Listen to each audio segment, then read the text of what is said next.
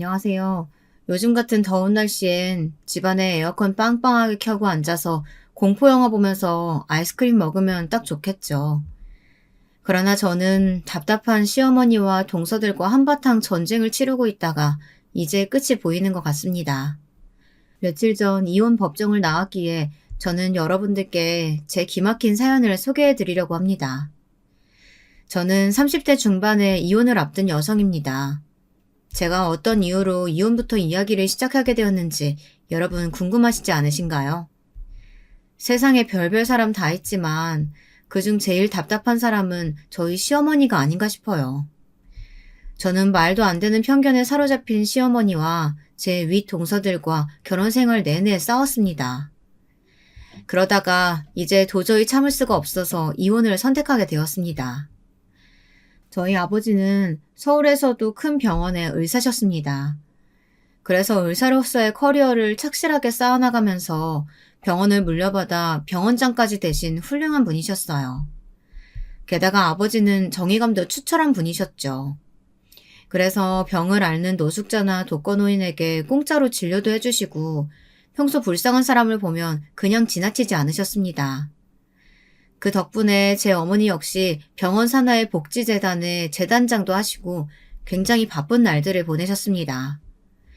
그래서 저희 어머니는 오빠와 저를 낳기만 하셨지 저희를 돌봐주실 시간이 없으셨어요.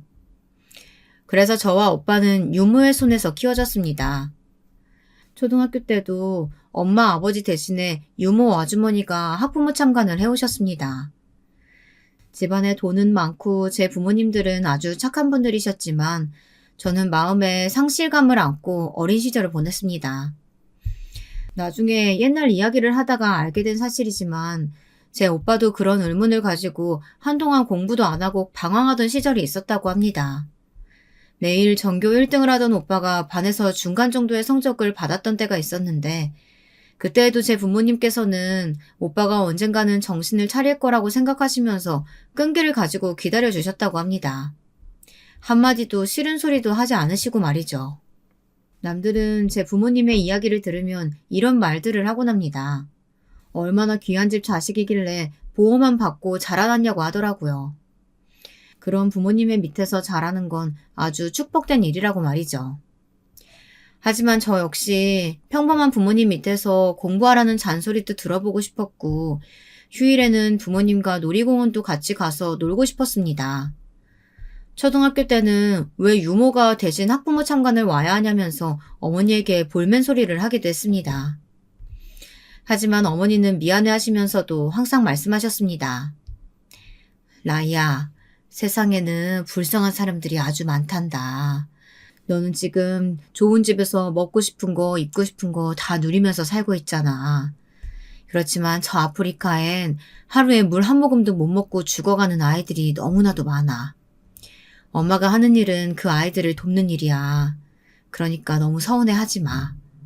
엄마는 그 일에 보람을 가지고 살아가고 있으니까. 너도 더 크면 알게 될 거야. 보람 있는 일을 하는 게 세상에서 가장 기쁜 일이니까.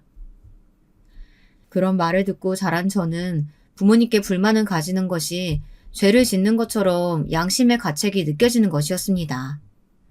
그래서 더 이상 불평도 못하고 얌전하게 공부하고 부모님이 하라는 대로 유학도 갔다 왔습니다. 미국에서 대학 생활을 마치고 오니 오빠는 이미 의사가 되었고 아버지의 밑에서 수련히 생활을 하고 있었습니다. 그러나 저에게는 의사로서의 재능은 없었던지라 대학에서 저는 피아노 전공을 했습니다. 음악으로 유명한 대학교에서 피아노를 전공했기 때문에 마음만 먹으면 저는 유명한 피아니스트로 이름을 떨치고 세계 곳곳에서 연주회도 가질 수 있었습니다. 하지만 저희 어머니는 제가 연주가로서 유명해지는 것은 그다지 반기지 않으셨습니다. 만약에 그렇게 된다면 TV와 매체에 자주 오르내리게 될 것이고 그런 삶은 마냥 행복하지만은 않을 것이라고 하셨기 때문이었죠. 그래서 저는 연주회를 열더라도 자선 콘서트와 같은 남을 돕는 목적이 있는 연주회가 아니면 참여를 하지 않았습니다. 부모님은 제가 직업이 없어도 상관없으니 하고 싶은 일만 하고 살도록 여러 가지 도움이 되는 이야기를 해주셨거든요. 돈을 많이 버는 길만이 좋은 인생이 아니란다, 라이야. 너는 피아노에 대한 재능이 있어. 그 재능으로 다른 사람들을 도울 생각을 해야지. 너 하나면 유명해지고 돈을 많이 버는 삶은 큰 의미가 없단다. 저희 친정아버지는 항상 남을 돕는 삶에 대해서 강조를 하셨습니다.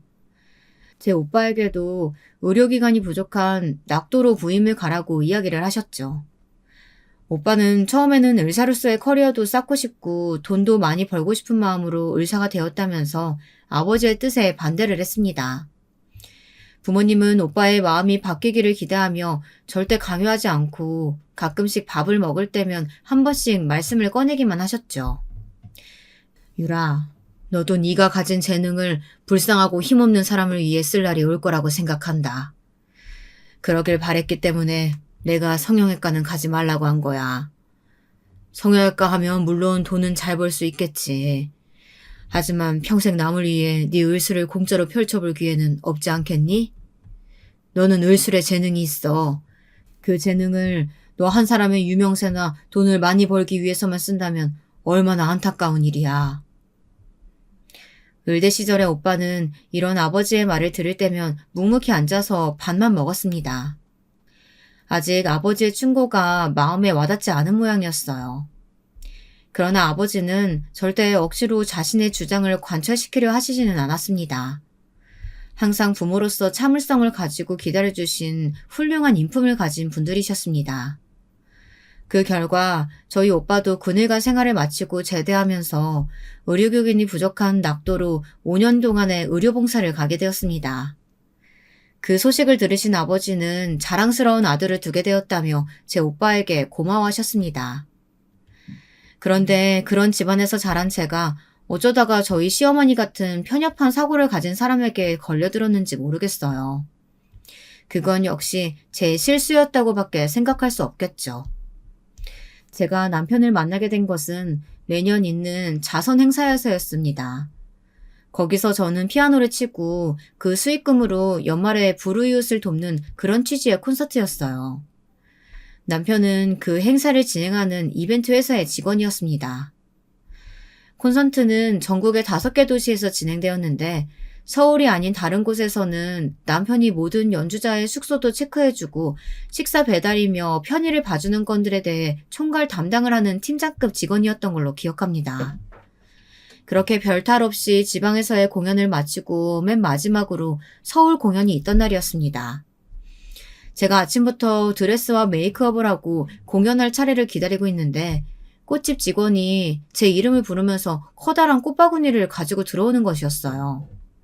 꽃바구니는 아주 탐스럽고 예쁜 색색의 꽃들이 가득했습니다. 저는 가슴이 두근거렸습니다. 유명 연주자도 아닌데 혹시 팬이라도 생겼나 하는 설렘 가득한 마음으로 카드를 열어보았습니다. 카드에는 이런 내용의 손글씨로 된 편지가 적혀 있었습니다. 당신의 손끝에서 만들어지는 아름다운 선율에 진심으로 감동한 1인입니다. 앞으로도 계속 당신의 아름다운 연주를 들을 수 있을까요? 당신의 가장 가까운 곳에서 1등 팬이 되고 싶습니다. 너무나 기뻤지만 도무지 보낸 사람을 알 수가 없으니 답답했습니다. 저는 일단 꽃바구니를 대기실에 놓고 그날의 연주를 무사히 마쳤습니다. 그리고 옷을 갈아입으러 돌아왔는데 남편이 대기실 앞에 서 있었던 것이었습니다. 남편은 혹시 배달된 꽃바구니를 받으셨냐고 물었습니다. 저는 얼굴이 빨개진 채로 고개만 겨우 끄덕였죠. 저 혹시 기억하시나요? K 이벤트 직원입니다. 이번 만남을 끝으로 하고 싶지 않아서 꽃바구니를 보냈습니다. 저는 채라이 씨가 마음에 드는데 싫지 않으시면 저녁이나 함께 할까요? 네, 좋아요. 꽃바구니 너무 감사합니다. 생전 처음으로 가족 아닌 다른 분께 받은 꽃바구니예요. 남편은 제 말에 놀랐다고 하면서 이렇게 아름답고 기품 있는 여성 연주자가 팬이 하나도 없다니 말도 안 된다고 너스레를 떨었습니다. 저는 그의 칭찬에 점점 부끄러워져서 몸둘 바를 모르겠더라고요. 옷을 갈아입은 후 남편은 자기가 그날 저녁을 사겠다고 했고 서울의 진짜 맛집이라며 자신있게 데려간 이탈리아 레스토랑에서 첫 식사를 같이 했습니다. 앞에 있는 남편은 아무렇지 않게 웃으며 식사를 즐기는 듯 했지만 저는 연주할 때보다 훨씬 더 긴장했습니다. 손에 땀이 축축해지고 입이 말라서 내내 물만 마셨습니다. 파스타 맛집이었다고 하는데 무슨 맛인지 기억도 안 나고요. 그렇게 저와 남편은 2년이 되어 사귀기 시작했습니다. 사귄 지 4, 5개월이 지났을 무렵 저는 남편을 부모님에게 소개시켜드려야겠다고 생각했습니다. 다행히 아버지 어머니가 남편에 대한 첫인상은 좋은 편이었어요. 제 부모님은 저를 부잣집에 시집 보내거나 흔한 연속극에서처럼 정략 결혼을 시키려는 분들이 아니었기에 제가 사랑하는 사람이라면 범죄자가 아닌 이상 괜찮다고 하셨거든요. 저희 부모님께 인사를 드린 남편은 저를 남편의 가족에게도 소개시켜주고 싶다고 하면서 조심스럽게 물어보았습니다. 저는 내심 그런 날을 기대했기 때문에 얼른 승낙을 했습니다. 그런데 남편은 자기 가족들을 만나기 전에 진지하게 할 말이 있다고 하더라고요. 난 위로 형들이 둘 있어. 형들은 나보다 공부도 잘하고 형수들도 다들 돈 잘 버는 의사들이거든. 그래서 어쩌면 어머니가 당신에게 뭐라고 하실 수도 있어. 하지만 그런 말에 너무 신경 쓰지 마. 나도 어릴 때부터 형들하고 비교당하면서 살아왔지만 지금은 마음이 단단해져서 어머니 말씀을 귀담아 듣지 않게 됐으니까. 난 괜찮아요. 어차피 학력이나 능력만으로 나의 자존감이 형성되지는 않으니까. 너무 걱정하지 말아요. 나중에 아버님, 어머님 생각을 내가 바꿔놓을 수도 있을 거예요.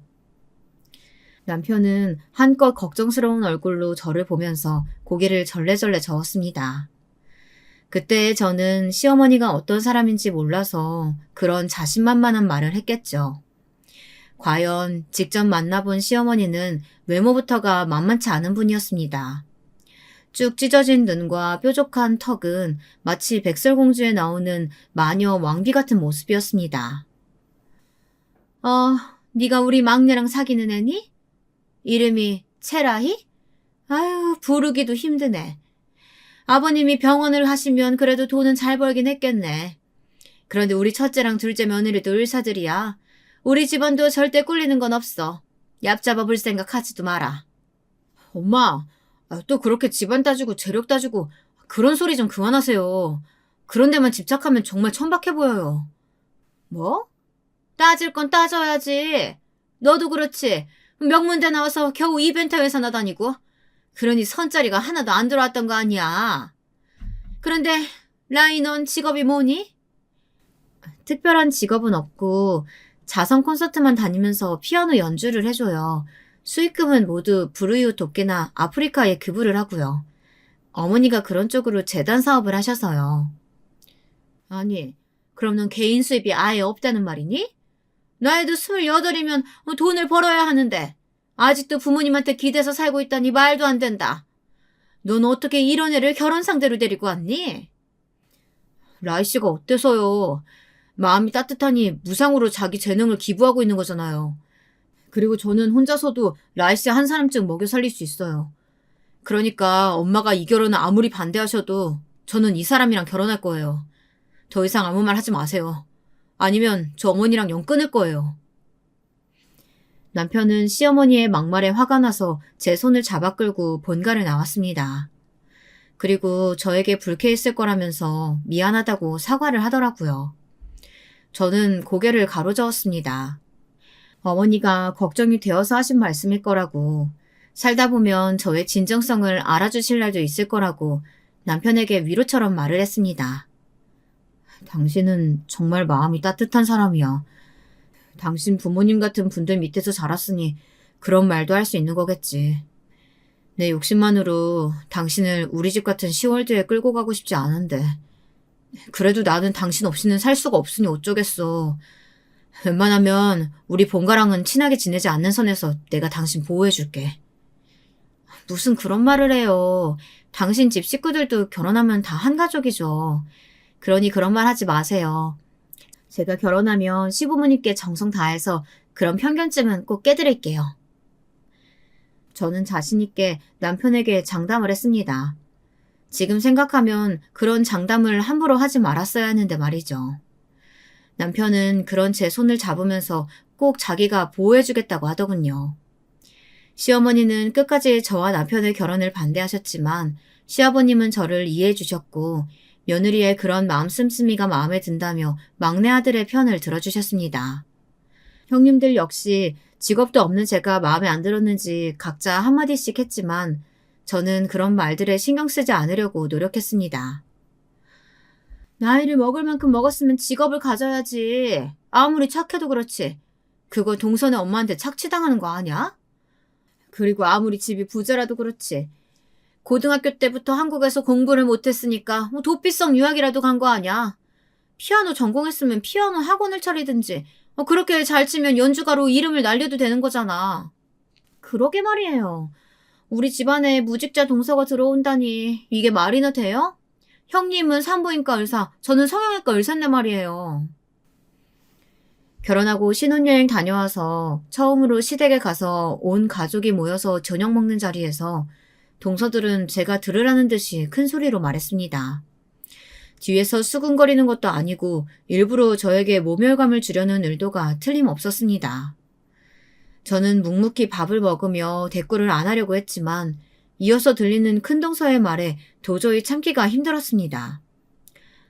제 말이야, 학교에서도 왕따 당한 것 같지 않아? 어쩌면 이렇게 크게 말하는데도 안 들리는 척하고 뻔뻔하게 앉아있을 수가 있어? 형님, 그 말은 그냥 참고 넘기기가 힘든 말인데요. 형님은 학교에서 그런 가해자의 경험 있으셨나 보죠? 아무렇지도 않게 그런 말 할 수 있는 걸 보니까요. 미국에서는 그런 일이 학급에서 일어나면 경찰이 와서 조사하는 거 아세요? 지나치게 솔직한 제 대답은 아무래도 큰동서의 비위를 크게 건드린 것 같았습니다. 동서는 탁소리 나게 숟가락을 놓더니 허리에 손을 얹고 저에게 소리를 치기 시작했습니다. 시댁에서 시아버지, 시어머니 계시는 곳에서 어떻게 저런 큰 소리를 낼까 싶은 그런 정도였습니다. 아니, 이 집에서 서열도 제일 낮은 게 여기가 어디라고 그렇게 따박따박 말대꾸를 하고 대들어? 이제 결혼한 지 한 달도 안 된 주제에 네가 뭐라고 날 가르치려고 들어? 큰동서가 식탁을 박차고 일어나서 무례한 행동을 하던 말던 저는 제 할 말을 다 했고 잠자코 앉아 밥을 먹고 있었습니다. 큰 아주버님이 얼른 큰동서에게 그만 앉으라고 눈짓을 했지만 동서는 자기 편을 들어줄 시어머니를 믿고 의기양양해서 저에게 다시 한번 큰 소리를 쳤습니다. 야! 너 윗사람이 말하는데 뚝 잘라먹고 모르는 척하는 거 누구한테 배웠니? 어? 안 되겠네. 너 이리 좀 나와봐. 그네야, 네가 잘못한 게 맞는 것 같은데 왜 그래? 새 식구 앞에서 부끄럽지도 않니? 시아버지의 단호하지만 조용한 꾸지람에 큰동서는 얼어붙은 듯이 그대로 서 있다가 도저히 같이 밥은 못 먹겠는지 형님의 방에 들어가 버렸습니다. 아주버님도 허둥지둥 그 뒤를 따라 들어가려다가 저에게 급히 말했습니다. 재수씨, 처음 이 집 들어와서 잘 모르는 것 같아서 말해두는 건데요. 저희 어머니랑 제 아내는 집안 대소사 전부 결정하는 권한 같은 게 있어요. 그러니까 몸 좀 사리시는 게 좋을 거예요. 재수씨가 잘못했다는 게 아니라 난 걱정이 돼서 그래요. 네, 아주버님 걱정은 감사하지만 저는 잘못한 게 없어서요. 딱히 뭘 조심할 것도 없다고 생각되네요.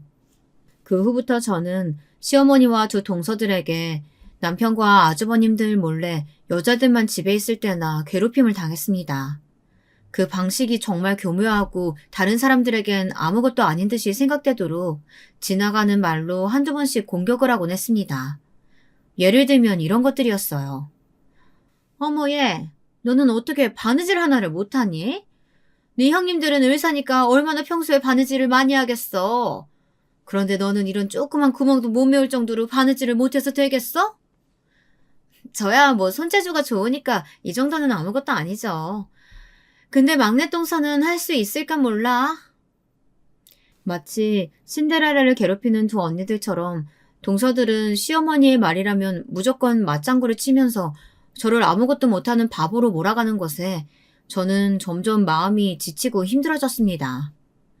게다가 시댁에서 김장을 할 때나 추석과 설 명절 음식을 할 때마다 저는 딱히 일정한 수입이 없다는 이유만으로 아침부터 시댁에 불려가서 시어머니가 시키는 일을 꼼짝없이 다 해야만 했습니다. 그러나 두 형님들은 의사라 바쁘다는 이유로 다 차려놓은 음식상을 먹기만 하고 가는 경우도 많아지게 되었습니다. 결혼한 첫 해에는 그래도 제가 가정주부니까 시어머니를 도와야 한다고 생각되었어요. 그래서 제가 시집 오기 전에는 두 형님들이 나눠서 했을 일이니 제가 도와드린다는 마음으로 열심히 했습니다.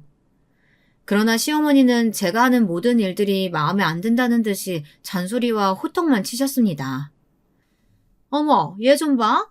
너 친정에서 부엌 일은 한 번도 안 해봤니? 어쩌면 이렇게 일머리가 없어. 시애미가 시키는 일만 하라고 했잖아. 어떻게 네 맘대로 이렇게 음식을 망쳐놔? 네, 죄송해요. 저 사실 결혼 전에 한 번도 음식을 해본 적이 없어요. 어머니가 가르쳐 주시면 잘할게요. 그러니까 자세하게 가르쳐 주시면. 네 동서들은 그냥 시어미가 하는 거 몇 번 보고 비슷하게 따라하더라. 너만 유난히 좀 못하는 것 같아. 설마 너 못하는 게 아니고 못하는 척 하는 거 아니야? 일부러 요즘 며느리들 음식도 집안일도 잘하면 더 시킬까 봐 못하는 척 한다고 하던데. 어머님, 제가 그럴 이유가 뭐가 있어요. 가르쳐 주신다면 잘할 자신 있으니까 좀 더 자세히 가르쳐 주세요. 그러나 2년이 지나고 3년이 지나가도 시어머니가 며느리들 중 저만 괴롭히고 따돌리는 상황이 계속되자 저는 더 이상 참기가 힘들어지더라고요. 그러다가 결정적으로 제가 이혼을 생각하게 된 사건이 일어났는데요. 여러분도 그게 무슨 일이었는지 궁금하시죠? 그러면 지금부터 잘 들어주시기 바랍니다. 제가 결혼을 한 지 3년이 되던 해에 저는 친정아버지를 갑작스러운 사고로 잃고 말았습니다. 어느 날과 마찬가지로 친정아버지는 일찍 병원에 출근하려고 차를 타고 집을 나섰는데 그날따라 장대비가 오고 있었습니다. 제 아버지는 앞이 하나도 안 보이는 상황에서 무리하게 커브길을 들어서려다가 마주오던 트럭과 충돌하고 말았던 것입니다. 그 트럭도 빗길에 미끄러져 차로를 벗어났고 덤프트럭의 운전자는 식물인간 상태에 빠졌다고 합니다. 저희 친정아버지는 그 자리에서 쓰러져 움직이지 않으셨고 응급실에 실려가셨지만 사망 선고를 받으셨다고 합니다. 저는 집에 있다가 어머니로부터 그 소식을 들었습니다. 제가 사랑하고 존경하던 아버지의 사고 소식은 저를 큰 충격에 빠뜨렸습니다. 저는 남편에게 급히 연락해서 집으로 와달라고 부탁을 했고 놀라서 달려온 남편과 함께 아버지가 계신 병원으로 차를 타고 갔습니다. 제가 갔을 때에는 벌써 빈소가 차려져 있었고 침울한 표정의 오빠와 어머니가 엉엉 울면서 저와 남편을 맞이했습니다. 아버지가 라이야. 이게 무슨 일이니? 하루아침에 어떻게 이런 일이 일어날 수가 있어? 이 엄마는 아직도 믿어지지가 않는구나. 엄마, 진정하세요. 사고 가해자도 지금 이 병원에서 사경을 헤매고 있다는데 어쩌겠어요. 하늘이 아버지를 일찍 데려가셨다고 생각해야죠. 진정하세요. 엄마까지 쓰러지실 것 같아서 겁나요. 오빠는 어떻게 이런 상황에 침착하라는 거야? 혼자 남으신 엄마 보고 어떻게 그런 말이 나와? 당신도 진정해. 사고인데 어떡해. 운이 나쁘셨다고 생각해야지. 당신도 마찬가지야. 어떻게 이런 상황에서 운이 나빴다는 말로만 덮으려고 하고 있어? 그런 말은 하나도 위로가 안 돼. 아버지가 돌아가셨는데도 침착해 보이는 오빠와 남편의 얼굴은 오히려 저를 분노하게 만들었습니다. 제가 아버지의 영정사진을 앞에 놓고 엉엉 울자 오빠와 남편은 당황해서 아무 말도 못하고 기절할 듯이 하염없이 울고 있는 친정엄마의 옆에 가서 엄마의 팔을 붙잡았습니다. 장모님, 방에 들어가서 좀 쉬고 오세요. 어머니도 꼭 정신 잃으실 것 같은 얼굴이세요. 그래요. 어젯밤부터 한숨도 못 주무셨다면서요. 조금이라도 앉아서 눈 좀 붙여요, 어머니. 그 후로 장례식이 끝날 때까지 시간이 어찌 지나갔는지도 모르겠습니다. 저희 시댁에선 시아버지와 아주버님들이 모두 와주셨지만 시어머니나 형님들은 아무도 제 아버지의 장례식에 얼굴조차 비추지 않았습니다. 저는 시어머니와 형님들이 오시지 않은 것에 대해서 서운한 마음이 들었지만 애써 참았습니다. 만약 그분들이 왔더라도 제 얼굴만 봐도 잔소리를 할 것이 뻔했으니까요. 그런 마음에 비수꽂는 말들을 들을 바에야 안 보는 게 나을지도 모른다고 제 스스로를 위로했습니다. 친정아버지의 장례식 후 1년이 지나고 저와 남편의 결혼도 어느덧 4년이 지나갔습니다. 그 일은 작년 여름 우연치 않게 일어난 것이었고 시어머니와 동서들의 민낯을 드러나게 했습니다. 그 이후 제가 그 사람들에게 질려서 제 스스로 거리를 두게 된 사건이었습니다.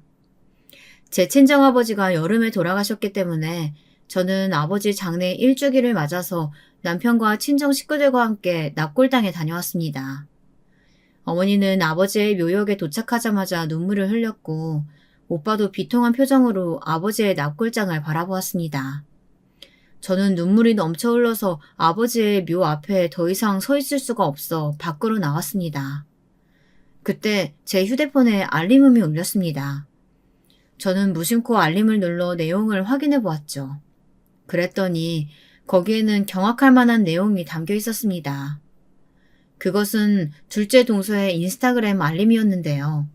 하와이로 가는 비행기 안에서 시어머니와 큰동서 그리고 둘째 동서의 사진을 찍은 것 같았습니다. 그 밑에는 이런 글이 적혀 있었습니다. 시어머니랑 큰동서랑 2년째 하와이. 이렇게 단란한 고부간이 있으면 어디 나와봐. 샵 하와이, 샵 비행기 안. 저는 너무나도 화가 났습니다. 알고 봤더니 작년에 제가 아버지 장례를 치르고 있을 때에도 그 세 사람은 하와이로 여행을 갔던 것이었습니다. 그런 이유로 장례식에 참석을 못했던 거였고 똑같은 기간에 올해 역시 하와이로 또 휴가 여행을 갔던 것이었습니다. 저는 너무 어이가 없어서 전화를 걸어 남편을 밖으로 불러냈습니다. 남편은 영문을 모르겠다는 얼굴로 묘지 밖으로 나왔고 부들부들 떨고 있는 제게 물었습니다. 여보, 무슨 일이야? 왜 이렇게 떨고 있어? 당신 이 사실 알고 있었어? 작년에도 올해에도 이런 일 있었던 거 알고 있었던 거였어? 제가 동서의 인스타그램을 보여주며 남편에게 추궁을 하자 남편의 얼굴이 하얗게 질렸습니다. 정말 사람으로서 못할 짓을 한 것이 제 친어머니라는 것이 남편 역시 부끄럽기는 했던 모양이었습니다. 미안해. 갑자기 아버님이 돌아가셔서 어머니한테는 얘기를 못했어. 그때 난 우리 어머니랑 형수들이 몇 달 전부터 휴가 가려고 계획하고 있었던 거 알고 있었거든. 당신은 어차피 거기 끼지 않을 거라고 생각했고 당신이 모르고 있는 줄은 몰랐어. 정말 미안해. 저는 남편의 고백에 갑자기 온몸에 소름이 돋았습니다. 제가 정말 시댁 식구들과 하와이를 같이 가고 싶어서 그랬던 게 아닙니다. 아무리 몇 달 전에 계획했던 여행이었더라도 사돈이 갑자기 사고로 죽은 상황에서 자기네들끼리 여행을 꼭 갔어야만 했을까요? 작년에 그들끼리 하와이를 갔다 와서라도 분명 시아버지나 남편, 형님들에게 제 아버지 장례식에 대한 이야기를 들었을 텐데도 아무 거리낌 없이 올해도 같은 날에 하와이를 갔다는 것에 저는 하늘이 무너지는 듯한 절망감을 느꼈습니다. 이들에게 저는 가족도 아니고 아무것도 아닌 존재였다는 것을 깨닫게 된 것이었습니다. 동시에 이런 일을 전부 저에게 숨겼던 남편에게도 배신감을 느꼈습니다. 남편은 제 앞에서는 정말 미안한 듯이 몸둘 바를 몰랐지만 혹시 모를 일 아닐까요? 시어머니에게는 저에 대해 음해하고 동서들에게는 제 흉을 봤을지도 모르죠. 당신도 알고 있었다는 게 난 더 충격이다. 그런 일이 있으면 나한테도 얘기해줬어야 하는 거 아니야? 어떻게 그런 엄청난 사실을 나한테 숨길 수가 있어? 나를 당신 와이프로 생각했다면 당신 절대 그럴 수 없는 거야.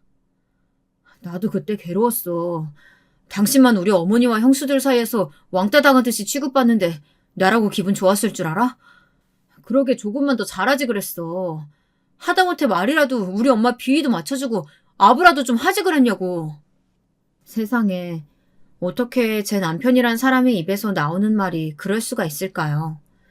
그 누구도 내 편 안 들어주었더라도 저는 남편만 제 편이었으면 이혼까지 마음먹지 않았을지도 모릅니다. 하지만 남편조차 저의 상심한 마음을 달래주기는커녕 시어머니의 비위를 맞추라며 강요하는 것이었습니다. 여러분은 이런 제 남편이 이해가 되시나요? 이 일을 겪고 나서부터 저는 도저히 이 집안 사람들과 어울려 살 수 없겠다는 결심을 하게 되었습니다. 저는 더 이상 이 사람과 한 공간에 앉아있기가 힘이 들었습니다. 그래서 제 남편에게 말도 안 하고 친정엄마와 함께 오빠의 차를 타고 친정으로 돌아와 버렸습니다. 남겨진 남편이 뭐라고 하든 저에겐 전혀 귀에도 들어오지 않았습니다. 그저 그 망할 시댁이라는 곳에 더 이상 속하고 싶어지지 않은 것을 어쩌겠어요. 그 일이 있은 후에 저는 제 신혼집으로 돌아가지 않았습니다. 남편은 매일같이 저에게 전화를 걸어서 다시 집에 돌아오라고 어르고 달래기도 하고 제 친정집까지 찾아왔지만 저는 그 사람을 만나지 않았습니다. 드디어 열흘이 지나고 시어머니와 두 동서가 하와이에서 한국으로 돌아오자 저는 시댁으로 쳐들어갔습니다. 시어머니는 막 집에 도착하셔서 짐을 풀고 계셨던 모양이었습니다.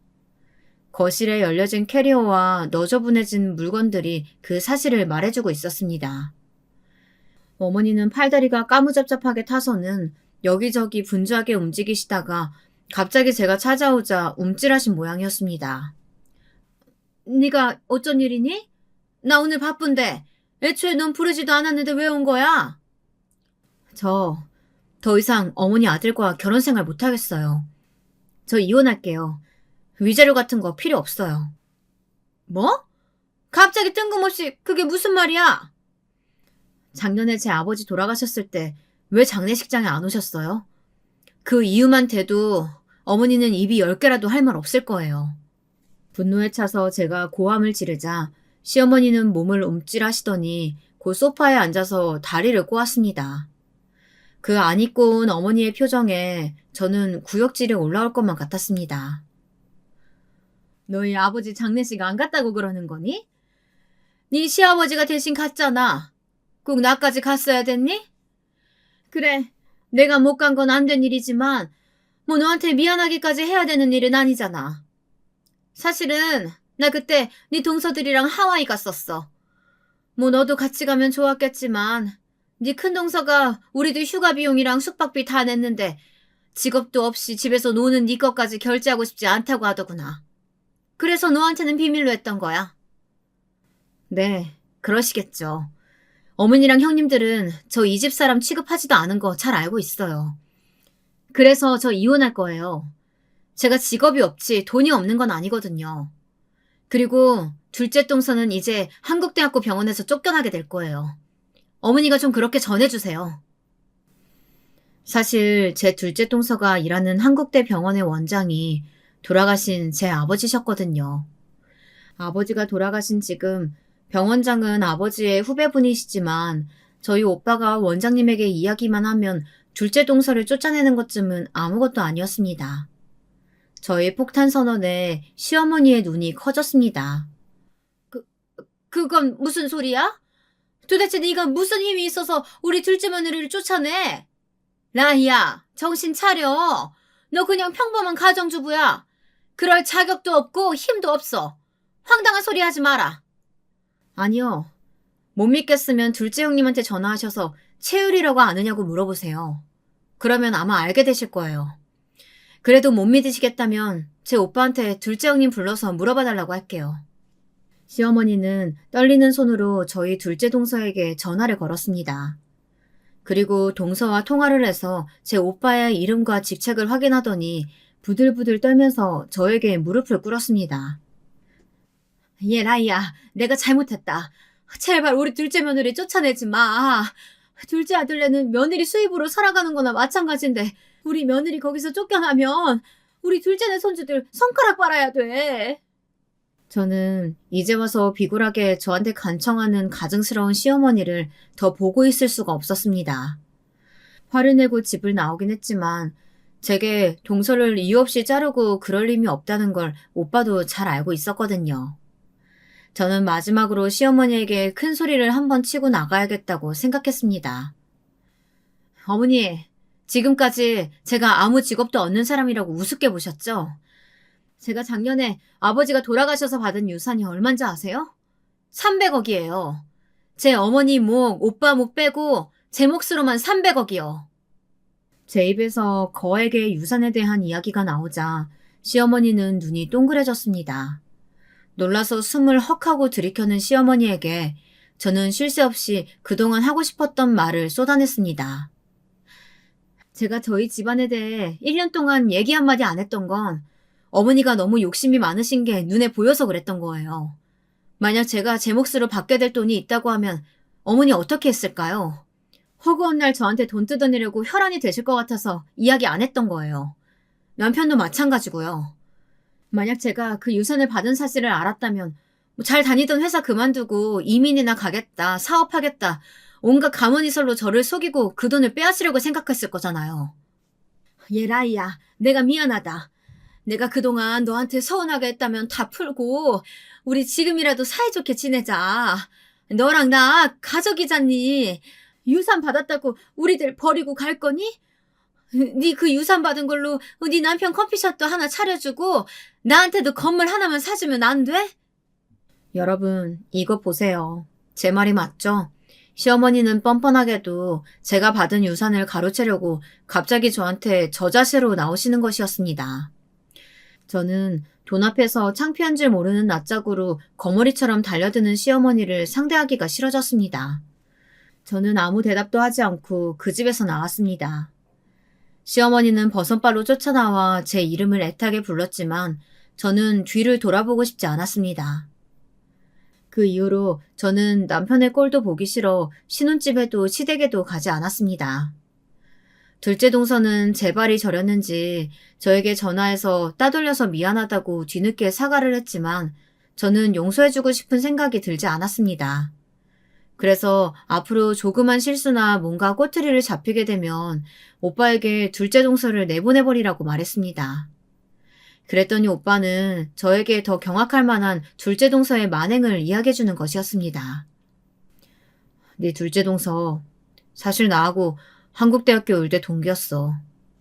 내가 군대 다녀와서 섬마을에 진료소 차리고 있는 동안 한국대학교에 취직한 모양이야. 근데 거기서 처방을 잘못해서 환자를 한 명 거의 죽일 뻔했거든. 근데 자기가 처방 잘못한 사실은 묻어버리고 간호사 탓으로 돌리더라. 그래서 그 간호사가 쫓겨난 적이 있었어. 아무도 모른다고 생각했을 거야. 그런데 난 알지. 그래? 그거 잘 됐네. 아무 꼬투리가 없어서 내쫓고 싶어도 그렇게 못했는데 아무리 시간이 지난 일이어도 지금 병원장님이 그 일 아시면 둘째 동서 쫓겨나는 건 일도 아니겠다. 오빠가 문제 제기 좀 해줘. 나 그 집에서 동서들한테 시달린 생각만 해도 억울해서 잠이 안 오니까. 오빠는 선뜻 그렇게 하겠다고 했습니다. 제 부탁이 아니었더라도 요즘 둘째 동서에 일하는 꼴이 너무 느슨하다고 해서 곧 쫓겨날 위기였었다고 하더라고요. 그런 일이 있으면서 둘째 동서는 어떻게 얼굴을 들고 아버지의 병원을 계속 다닐 수 있었을까요? 저는 이제 됐다고 생각했습니다. 마음 같아서는 큰형님에게도 복수를 해주고 싶었지만 큰형님에게는 아무 연락도 오지 않았습니다. 큰형님은 끝까지 저를 얕잡아보고 저에게 사과를 하지도 않더라고요. 저는 결국 오빠에게 이야기를 해서 둘째 동서를 한국대 병원에서 내쫓아 버렸습니다. 비록 10년 전에 있었던 일이었지만 환자에게 처방을 잘못한 일은 충분히 쫓겨날 이유가 되는 것이었으니까요. 그 일이 시댁에 알려지자마자 시어머니에게 득달같이 연락이 왔습니다. 예, 너는 내 말이 그렇게 우습게 들렸니? 한 번만 봐달라고 내가 너한테 무릎까지 꿇고 부탁을 했는데 둘째 며느리를 거기서 쫓아내면 어떡해? 우리 며느리가 뭘 잘못해서 쫓겨났니? 그건 둘째 동서에게 들으세요. 자기 잘못은 자기가 제일 잘 알지 않을까요? 어쨌든 환자를 죽일 뻔한 일이 있었다는 건 사실이니까요. 그때는 어떻게 해서든지 실수를 덮고 계속 진료할 수 있었겠지만 이제는 안 돼요. 다음 병원장은 저희 오빠가 될 거니까요. 너 정말 무서운 애구나. 알겠다. 내 이제는 너한테 무슨 말도 하지 않으마. 말해봤자 네가 들어줄 것도 아니고 이제 너희 집안이랑은 끝났어. 너는 내 며느리가 아니다. 다시는 얼굴도 마주치지 말았으면 좋겠다. 네, 저도 어머니랑 동서들 얼굴 보기 싫어요. 절대 다시는 마주치고 싶지도 않은 악몽 같은 결혼 생활이었어요. 시어머니는 화가 잔뜩 나서 전화를 끊으셨습니다. 예전 같으면 어머니가 저렇게 나오셨다면 바로 전화해서 사과를 드렸겠지만 이제는 아니에요. 그럴 필요가 없다는 것이 제 속을 얼마나 시원하게 했는지. 이제는 제가 하고 싶은 일만 하고 하기 싫은 일은 안 해도 된다는 것이 저의 마음을 너무 편안하게 해주었습니다. 남편에게도 여러 번 전화가 왔지만 하나도 받지 않았습니다. 4년간의 결혼 기간 동안 시어머니의 따돌림에 마음이 상했을 저에게 어머니는 위로의 말을 건네주었습니다. 너희 시댁 사람들하고 더 이상 상종도 하지 말자. 우리는 네 아빠가 남겨준 재산도 있고 우리 재단에 들어와서 너도 일을 하렴. 그러면 그쪽에서도 너한테 무직이니 뭐니 그런 소리 못할 거고 얕잡아 보지도 않을 거야. 네, 저도 아프리카에도 가보고 싶고 거기서 애들 돌봐주면서 제 인생 새로 시작하고 싶어요, 엄마.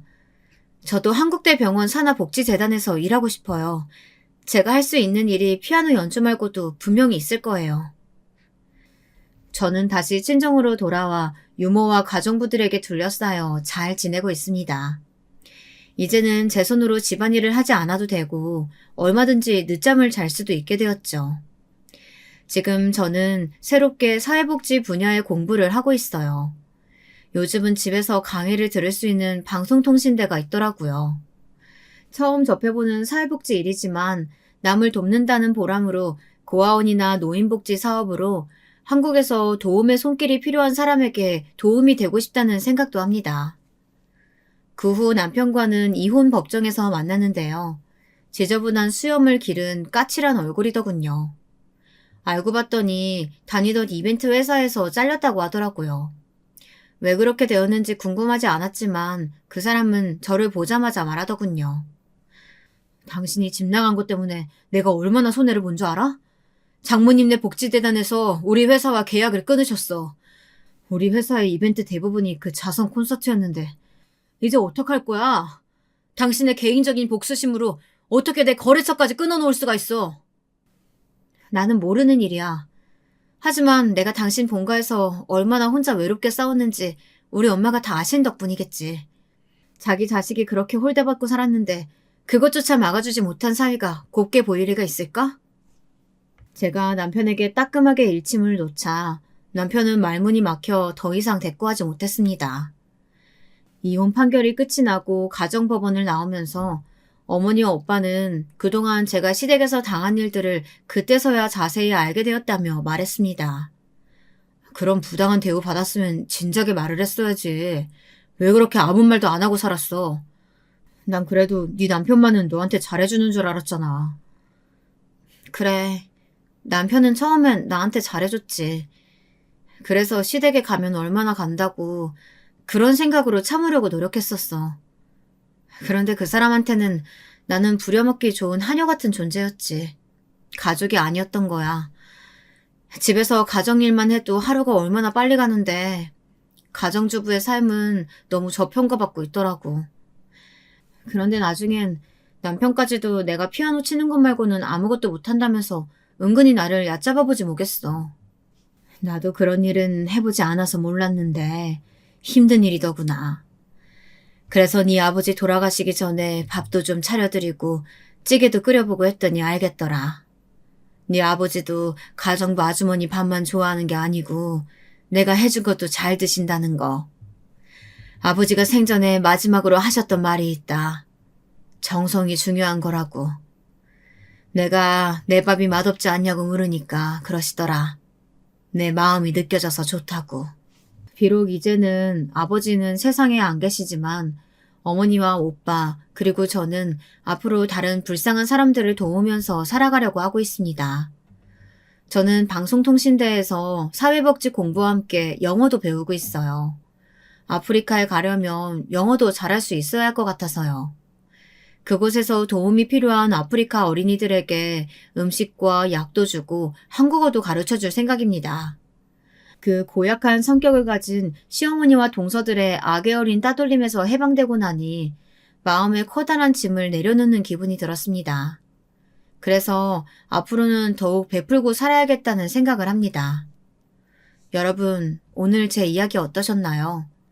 고생을 해보지 않고 자랐던 예전의 저는 어쩌면 좀 남들이 보기엔 되바라져 보일 수도 있겠고, 세상 속 공주처럼 보였을 수도 있었겠죠. 하지만 인생에 이번과 같은 풍파를 겪은 후로는 좀 더 겸손해지려고 노력합니다. 그러지 않으면 다른 사람들의 시기 질투를 또 한 몸에 받을 수도 있는 것이니까요. 아버지로부터 받은 유산은 모두 재단 기금에 넣어두었습니다. 만약에 다음에 제가 다른 좋은 남자를 만나더라도 제 유산이나 집안 배경에 대해서는 다시는 말을 하지 않을 생각이에요. 제 배경이나 외모만 보고 달려드는 남자들에게 속고 싶지 않아서입니다. 지금은 아프리카의 봉사를 갈라를 위해 부지런히 제 능력을 키우는 것이 연애나 재혼을 하는 것보다 더 의미 있는 일이라고 생각합니다. 제 긴 이야기 들어주셔서 감사합니다. 더운 날씨에 건강하시길 바라겠습니다. 안녕하세요. 저는 서울에 사는 30대 주부입니다. 날도 추운데 사연 유튜브 듣다 보니 자꾸 저 옛날 일이 생각이 나서요. 어디다 잘 하지 못했던 제 이야기도 한번 털어놔 보고 싶었어요. 제가 결혼하기 전 일이에요. 전 처녀 쪽에 좀 빨리 결혼하고 싶어 하는 쪽이었어요. 어려서부터 계속 좋은 남자, 멋있는 남자 만나서 다정하고 따뜻한 가정을 꾸리고 싶은 마음도 있었거든요. 저희 집도 스펙이 나름 괜찮은 편이었고, 저도 나름 괜찮은 미대 졸업하고서 그림 활동을 하고 있었어요. 물론 그때 당시에 작가로 어디에 이름을 내걸 만큼 엄청나게 뛰어난 화가는 아니었지만요. 저는 저희 엄마 아빠가 워낙 다정하게 잘 사셨기 때문에 저도 그렇게 살고 싶은 마음이 있었죠. 그래서 엄마나 아빠가 여기저기 선자리도 많이 알아봐 주셨어요. 사실 제가 그렇게 인맥이 넓은 편은 아니고 친한 친구들만 깊이 친한 타입이라서 사람을 폭넓게 사귀지는 못했거든요. 그래서 남자친구를 많이 사귀지는 못했고 대신 졸업 후에 부모님 인맥으로 여기저기서 소개를 받아서 만나보고는 했어요. 그런데 소개받아서 만나는 사람 중에 저랑 딱 맞는 사람이 있을 확률이 뭐 얼마나 있겠어요? 꽤 많이 만났지만 실패도 많이 했어요. 그중에 사귀던 사람이랑도 잘 안 되고 그래서 20대 중반쯤에는 좀 초조해져 있었죠. 졸업 후에 친구들은 취업하거나 화가가 되어서 잘 나가든지 아니면 좋은 집안 좋은 남편 만나서 시집가서 떵떵거리고 살았거든요. 미대 출신이라 대학 친구들이 거의 다 무척 예뻤고 그래서인지 더 그런 경향이 심했어요. 사실 저희 집은 아빠가 사업을 하시고 엄마가 겉으로나마 교수 타이틀을 가지고 계셨어요. 오빠는 정신과 의사였는데 당시에는 해외 의과대학에 나가서 임시연구원으로 일하고 있었고요. 그런데 아빠의 사업은 그냥저냥 중소기업 정도였고 엄마는 지방에 좀 이름 없는 대학 교수 대우 같은 거라서 이름만큼 스펙이 좋지는 않았지요. 재산도 평균보다야 많았지만 그렇다고 아주 부자라고 하기도 좀 애매했고요. 그래서인지 겉으로만 대충 보고 선보러 온 사람들이 나중에 실망하는 경우도 종종 있었어요. 그러던 중에 어느 날 엄마가 저한테 그러시더라고요. 아, 얘 미영아, 이번에 엄마 친구 순자 아주머니 있지? 순자 아주머니가 너 소개해줄 남자 있다고 선 한번 봐보라더라. 순자 아주머니? 그 아주머니면 되게 잘 사시는 분이잖아. 그래. 그래서 믿을 만한 것 같아서 너한테 말하는 거야. 순자도 한 다리 건너 아는 사람이고 하긴 하던데. 그래도 그 남자가 변호사고 집안도 좋다더라. 조부 쪽이 정치인 쪽이던가? 아무튼 그렇대. 와, 진짜? 아니, 그런데 스펙만 좋으면 안 되는데. 성격도 좋고 다정한 사람이어야 되는데. 아유, 얘. 그거야 만나봐야 아는 거지. 그러다가 막 외모 엄청 깨는 거 아니야? 그렇게 스펙 좋은 사람이 왜 자기가 안 만나고, 그리고 좀 더 끈 맞는 사람이랑 만날 수 있을 것 같은데. 그거야 우리가 어찌 알겠니? 한번 만나보기나 해봐. 그래서 저는 선자리를 나가게 되었어요. 사실 선자리도 꽤나 여러 번 봐왔고, 이런 식으로 남자를 만나는 것도 많이 해봐서 그리 떨리지는 않았죠. 만나기 전에는 뭐 남자가 이렇게 좋다, 집안도 좋다 하는 말도 무척 많이 들었는데, 나중에 가서 실망하는 경우도 많았으니까요. 저는 그래서 별다른 기대를 하지 않고 가서 앉아 있었어요. 그런데 나타난 남자는 생각보다 너무 괜찮았어요. 겉모습도 키가 제법 큰 데다 피부도 하얗고 안경 쓴 모습이 상당히 훈남이더라고요. 게다가 말할 때도 굉장히 예의 바른 편이었고 이야기를 나누다 보니 무척 스마트한 사람이기도 했어요. 미영 씨는 다정한 사람을 좋아한다고 들었어요. 네. 제가 이상형이 다정하고 온화한 사람이어서요. 저는 어때 보이세요? 네? 처음이라 잘 모르긴 하겠지만 배려심 깊은 분이신 것 같아요. 남자는 제 대답이 좋다는 듯 웃더라고요. 저는 가슴이 두근거렸고 만남이 끝난 후 애프터가 들어왔을 때 당연히 승낙했어요. 그리고 만남을 지속했지요. 거의 석 달 이상 만났을 때 우리는 어느새 사귀고 있었어요. 정식으로 남자친구가 사귀자고 한 적은 없었지만 그 정도야 당연하다는 듯이 패스하고 자연스럽게 사귀는 사이가 된 거였지요. 남자친구는 큰 로펌에 다니는 변호사였고 그래서 엄청나게 바쁠 때도 많아서 제가 로펌 앞에까지 가서 만나는 경우도 많았어요. 하지만 그게 나쁘다거나 하지는 않더라고요. 워낙 스펙도 좋은 사람이고 정장 갖춰 입고 나와서 기쁘게 저를 맞이하는 남자친구의 팔짱을 끼고 거리를 걷는 것 자체가 무척 즐거운 일이었거든요. 엄마는 제가 선에서 만난 남자와 사귀기 시작하자 엄청나게 관심을 가지고 이것저것 물으시더라고요. 어때? 그 남자, 네 남자친구지 이제? 어떤 것 같으니? 순자도 궁금해하더라. 어떻게 진행되고 있는지. 아유, 뭘 그런 걸 가지고 궁금해하시고 그래? 엄마 친구분들끼리 우리 얘기 막 수다 떨고 그러는 거 아니지? 말은 좀 나오지 뭐. 친구 중에 하나가 소개해줬는데 그럼 그걸 어쩌니? 어차피 이야기가 나올 수밖에 없지. 그래서 그 남자 어떤데? 다정해. 그리고 변호사라서 나한테 돈도 잘 쓰고. 말하는 거 들어보면 아주 칼각으로 단정한 사람이야. 나중에 혹시 결혼하면 내가 너무 게으르고 해퍼서 문제되는 거 아닐까 싶을 정도로 그래. 얘는? 남편이 좀 딱 부러지는 스타일이면 마누라는 부드러워도 괜찮아. 둘 다 딱 부러지면 그게 오히려 문제되기도 한다, 너. 그런가? 그래.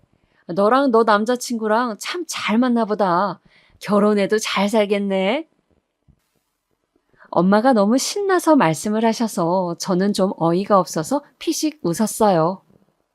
기르는 강아지를 품에 안고서 엄마한테 타박을 하듯이 말했죠. 사귄 지 석 달밖에 안 되었는데 무슨 결혼이야, 엄마. 너무 앞서가지 마. 무슨 소리야? 지금 순자가 너네 언제 결혼하냐고 하던데. 순자 아주머니가?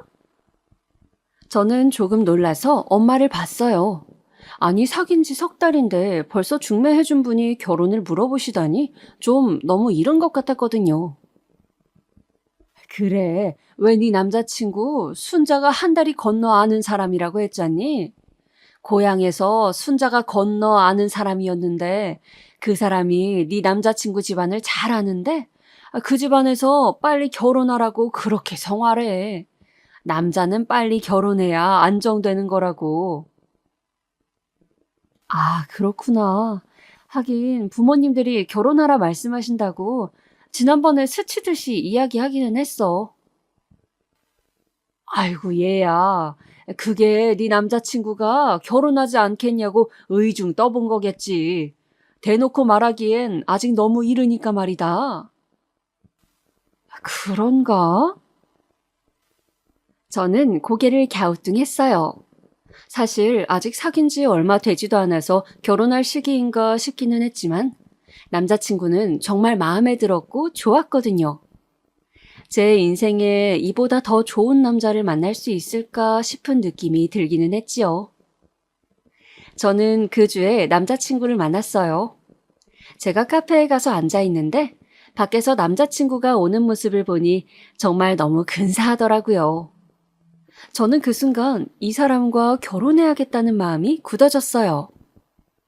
남자친구는 마치 저하고 텔레파시라도 통한 것처럼 그날 저한테 결혼하자는 말을 꺼내서 그날 바로 결혼하기로 결정이 되었어요. 결혼하기로 결정하고서는 바로 상견례와 웨딩홀 예약 등 필요한 절차들을 진행하기로 했죠. 남자친구는 정말 일을 잘하고 일처리도 빠른 사람이라서 제가 뭐 손을 댈 게 없었어요. 자기는 드레스하고 메이크업만 신경 써. 그것까지는 내가 잘 몰라서 못 해주겠다. 괜히 내가 손댔다가 안 어울리는 샵으로 되면 어떡해? 참, 오빠는 섬세하기도 하고 어떻게 하다가 여태까지 결혼을 못한 거예요? 남자친구는 저보다 4살 위였어요. 딱 30이 되는 나이였는데 그때까지 이런 사람이 결혼을 하지 않고 있다가 중매로 저한테 온 게 이상할 지경이었죠. 글쎄, 여태 사귄 여자친구들이 그리 좋은 사람이 아니었거든. 다들 내가 마음에 들지 않기도 하고, 나도 그 사람들하고 사이가 좋아지질 않았고, 그래서였던 것 같아. 신기하다. 오빠 성격이 이렇게 좋은데. 게다가 솔직히 오빠네 부모님도 굉장하시잖아요. 남자친구네는 사실 아버님 쪽보다 어머님 쪽이 더 스펙이 좋은 분이었어요. 어머님은 의사셨는데 어느 병원 부원장으로 재직 중이시더라고요. 아버님은 예전에 회사 중역이셨다는데 건강이 안 좋아서 일을 그만둔 지 오래라고 하셨고요. 남자친구는 어깨를 으쓱하며 웃더라고요. 나도 잘 모르겠어. 이렇게 된 것도 사실 인연이지 뭐. 결혼같이 중대한 일이 사람 마음대로 안 되는 경우가 무척 많잖아. 그건 그렇죠, 사실. 저는 고개를 끄덕였어요. 납득이 가는 말이었죠. 그리고 곧 남자친구는 먼저 저희 집에 인사를 하겠다며 선물을 들고 찾아왔어요. 엄마 아빠는 처음으로 딸내미가 데려간 남자친구를 본다고 잔뜩 긴장하고 계시다가 남자친구와 식사를 하고서 마음에 드셨는지 얼굴에 웃음꽃이 활짝 피셨더군요. 저도 그 모습이 무척 만족스러웠어요. 아유, 한우까지 사오고 말이야. 우리가 예비 사위 덕을 많이 보네. 아닙니다, 장모님. 웨딩홀 예약이 겨우 6개월도 안 남았는데요. 미리 찾아뵈었어야 하는데 제가 일이 너무 바쁜 바람에 죄송합니다. 안 그래도 되네. 어쩜 이렇게 순자가 좋은 청년을 소개해줬을까? 남자친구는 부모님과 능숙하게 대화하면서 웃었어요. 과연 로펌 변호사라 대화하는 일이 많아서 그런지 부모님 대하는 것도 아주 익숙하더라고요. 약간 변호사가 고객 대하는 정중함이 느껴지기는 했지만요. 저는 남자친구한테 제 방을 구경시켜 주었어요. 제 방에는 기르는 강아지가 자고 있었죠. 침대 위에서 자고 있는 강아지를 보더니 남자친구가 미간을 약간 찡그렸어요. 왜 걔가 여기서 자고 있어?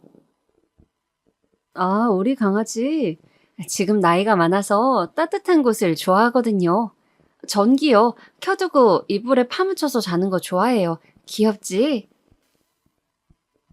저희 강아지는 노견이라 몸이 아팠기 때문에 끙끙 소리를 내면서 자고는 했어요. 그래서 저는 항상 제가 집에 있을 때는 전기요를 켜두고 강아지를 침대 위에서 재우고는 했죠. 그런데 그때 강아지가 일어나더니 침대에서 뛰어내려와서 바닥에 오줌을 쌌어요. 다행히 저희한테서 멀리 떨어진 곳에서 오줌을 싸서 저희 발에 묻거나 하진 않았지만 남자친구가 있는 앞에서 그래서 저는 무척 당황했어요. 얼른 휴지를 꺼내 닦는데 남자친구 목소리가 들리더라고요. 아, 더러워. 옆눈으로 흘끗 보이는데 남자친구 발이 마치 강아지를 찰 것처럼 살짝 들렸다가 꾹 참는 것처럼 내려지더군요. 남자친구는 싸늘한 목소리로 말했어요. 나이가 많아서 너무 아프면 그냥 안락사 시키는 게 어때? 아니, 그게 그렇게 쉽게 그럴 수는... 죽는 게 저 걔한테도 나을 거야. 그래도 그럴 수는 없어요. 저는 좀 충격을 받았어요. 평소 무척 다정하고 온화하던 남자친구 목소리가 아니었거든요. 나 걔를 싫어하는데 결혼할 때 데리고 올 건 아니지? 그건 아니에요. 엄마 아빠가 무척 예뻐하셔서. 그나마 다행이네. 남자친구는 얼굴을 잔뜩 찡그리고 있었어요. 그는 제가 쳐다보고 있다는 걸 깨닫고는 표정을 펴더라고요. 나 어릴 때 걔한테 물린 적 있어서 걔를 싫어하거든. 남자친구는 저한테 마치 변명하듯이 말했어요. 저는 그냥 그런가 보다 하고 고개를 끄덕였어요. 그런데 묘하게 걔를 죽이라고 말했던 그 폭력적인 어투가 기억에 남더라고요. 별것 아니라면 별것 아닐 수 있는 일이었는데 말이죠. 그리고 그 후 상견례 날이 다가왔어요. 상견례는 조용한 한정식집 룸을 예약했는데 남자친구가 예약한 곳이라서 호화롭기도 하고 음식도 깔끔하게 잘 나오더군요. 여기저기 미술품 액자가 걸려 있어서 마치 갤러리 같은 느낌이 들 정도로 널찍하고 좋은 곳이었죠. 그날은 예비 시부모님을 처음 뵙는 날이기도 했어요. 저는 부모님을 모시고 살짝 먼저 가서 앉아 있었는데 긴장이 되어서 물을 조금씩 마시면서 입을 축였어요. 문이 열리고 예비 시부모님이 들어오시더라고요. 우아한 인상의 중년 여성과 그 뒤에 따라 들어오는 남자친구를 닮은 남성분. 딱 봐도 남자친구의 부모님이라고 알 수 있을 법한 분들이었어요. 그런데 그분들이 들어오시는데 문 바로 옆에 걸려있던 액자가 떨어지면서 바닥에 부딪혀서 유리가 와장창 깨지는 거예요. 얼마나 소리가 크게 났는지 저와 저희 부모님 모두 소스라치게 놀라서 벌떡 일어날 정도였죠.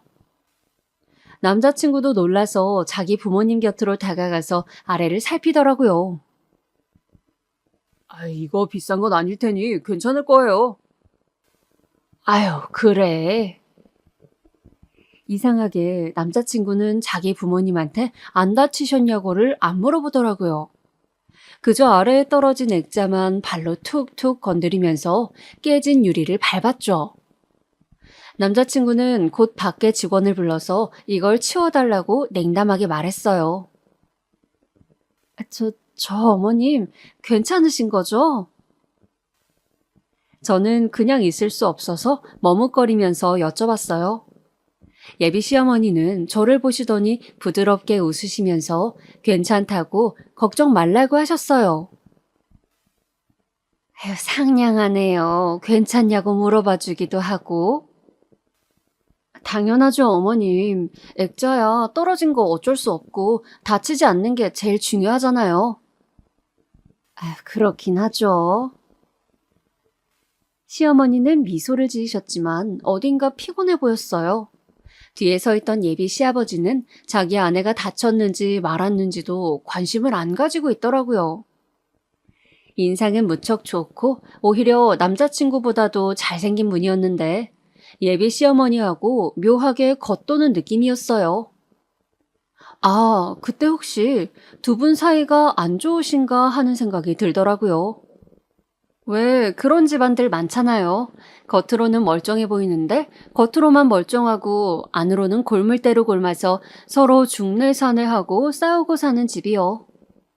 제가 아는 어떤 집은 아예 서로 따로 애인을 두고 집에는 들어가지도 않는 집들도 있었으니까요. 저는 눈치를 보면서 엄마한테도 흘깃 눈으로 말했어요. 엄마도 뭔가 느낀 게 있는지 고개를 살짝 끄덕이시더라고요. 상견례는 평범했어요. 예비 시어머니는 전반적으로 저희 집에 호의적으로 말씀하셨고, 무엇보다 아들이 결혼한다는 사실에 굉장히 기뻐하시는 것 같더라고요. 우리 며느리 될 아이한테 오빠가 있다고 들었는데 오늘 그분은? 그 애는 정신과 의사인데 지금 해외 대학에 임시로 나가 있어요. 아마 올해 내로 들어오긴 할 텐데 결혼식에 맞출 수 있을지는 잘 모르겠네요. 안 된다고 해도 들어오라고 해야지요. 아들이 사부인 말을 잘 듣나 보네요. 그럼요. 안 들으면 제가 가만두나요? 좋으시겠어요. 저희 아들은 정말 말을 안 듣는데. 이서방이야. 말을 듣고 말고 할 게 뭐 있을까요? 저렇게 훌륭한 청년인데요. 엄마가 진심을 담아서 그렇게 말씀하시는데 시어머니의 얼굴이 묘하게 어두웠어요. 곁에 앉은 예비 시아버지는 저희한테 별 관심도 없으신 것 같고 남자친구는 그저 웃기만 하고 있었고요. 저는 아무리 생각해도 이 가족들 사이에 감도는 분위기가 좀 이상하더라고요. 가뜩이나 예비 시부모님이 들어오실 때 액자가 떨어져 깨진 게 너무 마음에 걸리는데 이렇게 가족끼리 분위기가 이상하니 더 기분이 좋지 않았어요. 하지만 그렇다고 해서 정말 딱 안 좋은 뭔가가 있지는 않아서 트집을 잡기도 어려웠어요. 그냥 제 기분상 그런 것뿐이어서 제가 예민한 건가 싶을 뿐이었죠. 상견례는 그렇게 아주 부드럽게 잘 끝났어요.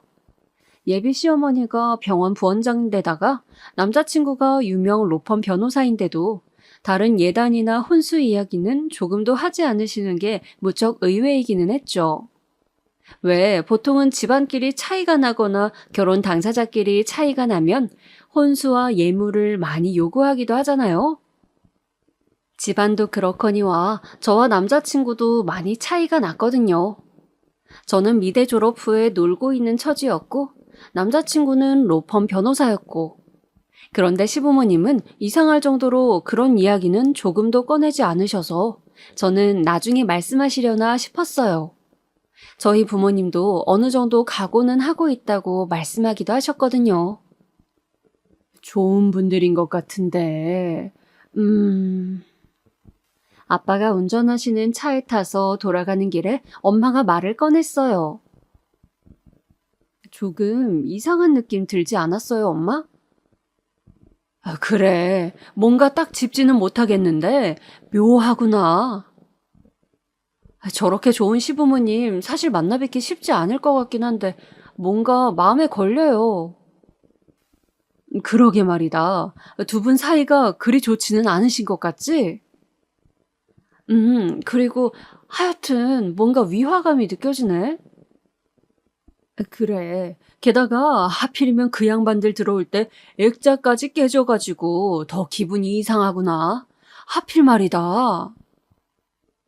엄마가 중얼거리셨어요. 아빠는 대화에 끼지 않고 묵묵부답이셨는데 원래도 말수가 적은 분이라서 그러려니 했죠.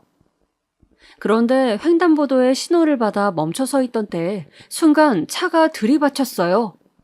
꽤나 세게 들이받쳐서 엄마와 저, 아빠까지 모두 억소리를 내면서 앞으로 몸이 쏠렸죠. 쾅 소리가 나면서 차가 앞으로 확 밀려나갈 정도였으니까요.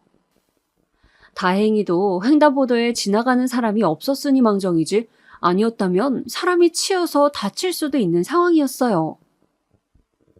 상당히 심하게 다쳤기 때문에 저희는 한참이나 정신을 못 차리고 뒷목을 주물렀어요. 아빠가 제일 먼저 정신을 차리고서 밖으로 나가봤더니 차 뒤가 엄청나게 찌그러졌다고 하시더라고요. 아빠는 그 자리에 서서 보험사와 경찰을 불렀고 덕분에 집으로 돌아가는 길은 한참이나 지체가 되었어요. 뒷차 운전자가 졸음운전을 해서 서 있는 우리 차에 대고 그냥 갖다 박은 거라 우리 과실은 아예 없었다는 게 그나마 다행이긴 했죠.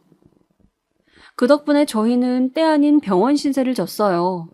엄마 허리가 원래도 안 좋으셨는데 차가 받치는 바람에 더 안 좋아졌고 저도 목이 안 좋더라고요. 다음날 병원에 가서 나란히 물리치료를 받는데 좀 어처구니가 없었어요. 좀 이상하지 않니? 엄마가 조용히 침묵하다가 꺼낸 말이 딱 제 심정을 대변하더라고요. 그렇지, 엄마? 상견례날 하필? 그러게 말이야. 엄마는 한숨을 푹 쉬셨어요. 예비 시부모가 들어오는데 액자가 떨어져 깨지질 않나? 돌아오는 길에 우리 잘못은 하나도 없이 차 사고가 나질 않나? 얘, 엄마는 좀 이상하다 정말. 좀 불안한 건 사실이야. 너 결혼 조금만 미루자. 미루라고? 그래, 우리 다친 거 핑계 삼아서 좀 연기해. 사실 너 이대로는 지금 잘 서 있기도 힘들잖아. 엄마도 그렇고. 그건 그래. 사실 결혼식 때까지 기다리면 당연히 나을 정도의 몸 상태였지만 결혼식을 연기할 핑계가 되기에도 충분한 건 사실이었어요. 제가 남자친구한테 전화해서 그 말을 하니까 남자친구가 깊이 한숨을 쉬더라고요. 남자친구는 딱 잘라서 기다리자고 했어요. 저는 그때도 이미 남자친구와 시댁에 대해서 좀 민감해져 있어서 그 말투가 신경질적이고 날카로운 것 같다고 느꼈죠. 사실 생각해보면 남자친구는 약속을 어기거나 원래 계획이 틀어지는 걸 극도로 싫어했어요. 초반에 제가 데이트에 10분 정도 늦은 적이 있었는데 그때 남자친구가 아주 마땅치 않은 표정으로 있다가 얼마 데이트를 하지도 않고 곧장 돌아가 버렸기에 제가 그 후로는 절대 시간에 늦지 않아서 별다른 트러블이 없었던 것 뿐이었죠. 지금 생각하니 그조차도 뭔가 이상하게 느껴졌어요. 사실 뭐 사람이 약속 틀어지는 거 싫어할 수 있는데 하나가 이상하게 여겨지니 다른 것도 다 연쇄적으로 그렇게 느껴졌던 거예요. 저도 슬슬 좀 신경질이 나더라고요. 물론 남자친구도 남자친구의 집안도 모두 저희 쪽보다 좋았지만 그렇다고 제가 무조건 숙이고 들어가야 하냐면 그건 또 아니잖아요. 세상에 상견례 끝나고서 돌아가는 길에 사고가 나서 다쳤다는데 결혼식 미루지 않고 기다려보자니.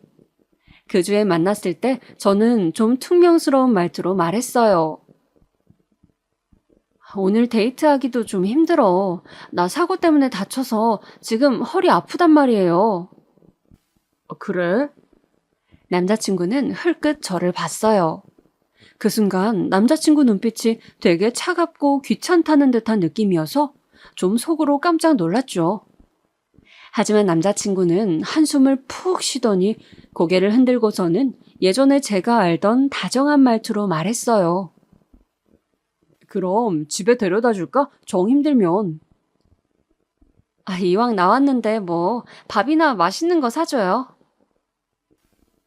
남자친구는 원래 알던 것처럼 다정한 얼굴을 하고 있었지만 어딘가 묘하게 계속 거슬리게 말을 하더라고요. 계속 저하고 엄마 아빠 정말 아픈 거 맞냐? 결혼식 때 잠깐 서 있는 것뿐인데 굳이 미루어야 하겠냐? 좀 기다려보고 그냥 진행하자는 등 저희 쪽 사정을 별로 고려 안 하는 것 같았어요. 결국 제가 화를 크게 냈죠. 아니 오빠, 여태까지 그렇게 다정하게 잘해주던 거 다 뭐였어요? 나 아파요 지금. 허리랑 목이랑 다 다쳤단 말이에요. 그래도 자기 지금 멀쩡하게 나와서 서고 앉고 다 하잖아. 결혼식만 못하는 이유가 뭐야? 결혼할 때 신부가 얼마나 힘든지 알아요? 친구들 보면 새벽부터 나와서 메이크업 받고 드레스 피팅하고 머리하고 하면 거의 초죽음 된다고요. 왜 갑자기 이렇게 배려 없이 굴어요? 이제 우리 결혼할 거잖아. 예비 부부나 다름없는데 어떻게 연애 때처럼 전부 다 자기한테 맞춰주기만 해? 그럴 수는 없어. 이제 현실적으로 상황에 다 맞춰 살아야지. 자기나 나나 그냥 싱글 아니야. 무슨 소리예요, 지금? 우리 아직 결혼 안 했고, 그리고 이건 결혼이랑 상관없는 문제잖아요. 왜 상관이 없어? 결혼한 거나 다름없는 커플인데 부부로서 행동해야지. 주변에서도 이제 다들 나 결혼한 유부남으로 생각하고 자기도 그럴 텐데 현실적으로 이제 나한테 좀 맞춰. 뭐든지 다 신부한테 맞추는 신랑이 어디 있다고 그래? 남자친구가 도리어 화를 내면서 저한테 그렇게 쏘아붙였어요. 그까지 화장하고 드레스 피팅 겨우 몇 시간만 참으면 되잖아. 장모님은 그냥 나와서 한복만 입고 초에 불만 붙이고 끝나는데 뭐 때문에 그렇게 못 하신다는 거야? 장인어른도 마찬가지고 웨딩홀 예약 취소하면 돈이 얼만지 알아? 아니 오빠 돈 잘 벌면서 지금 그게 문제예요?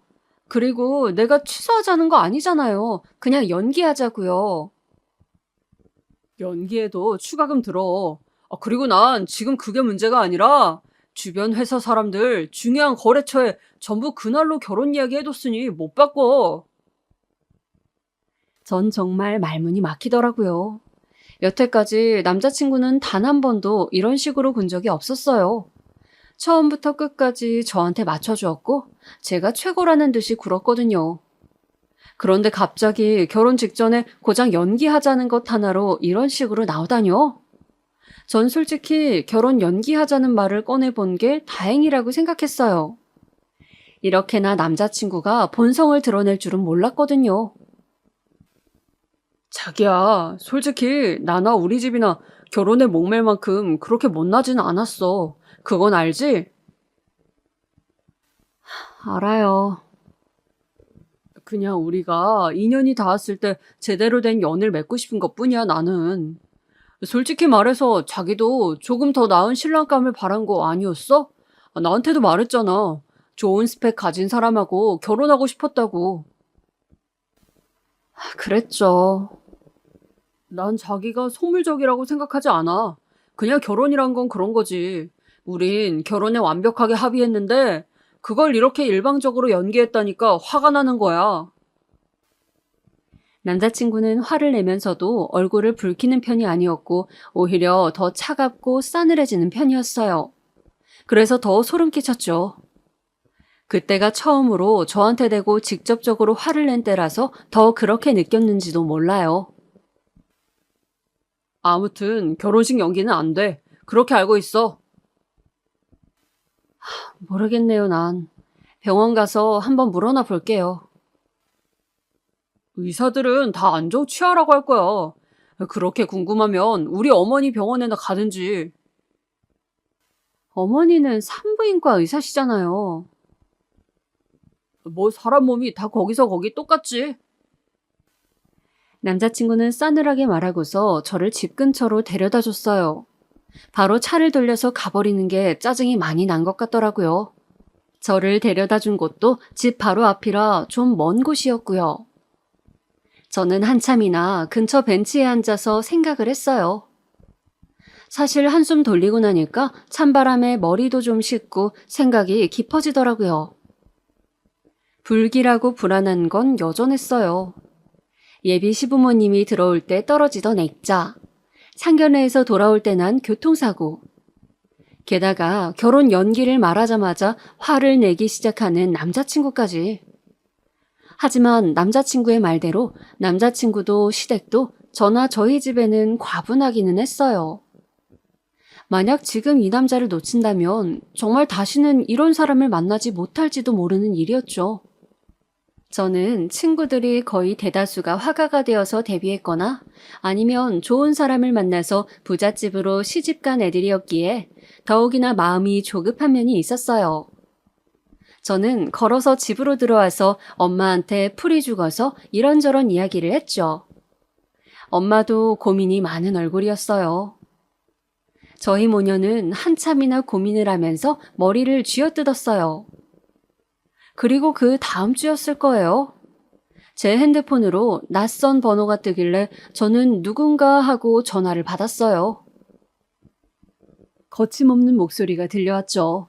전 너무 놀라서 눈을 껌뻑거리다가 황급히 인사를 했어요.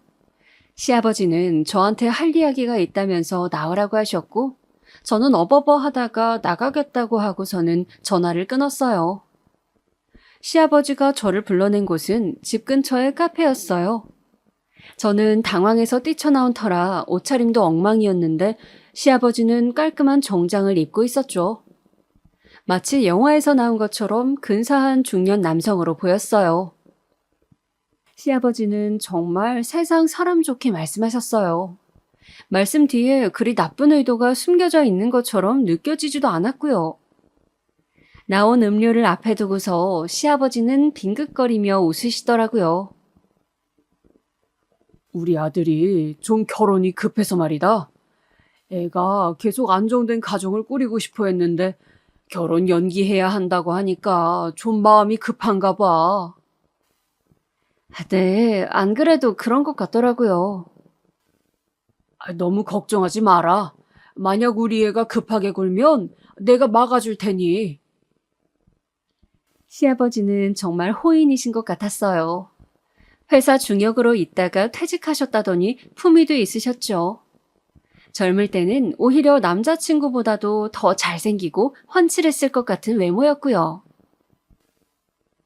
그런데 난 네가 웨딩드레스를 입으면 정말 예쁠 것 같구나.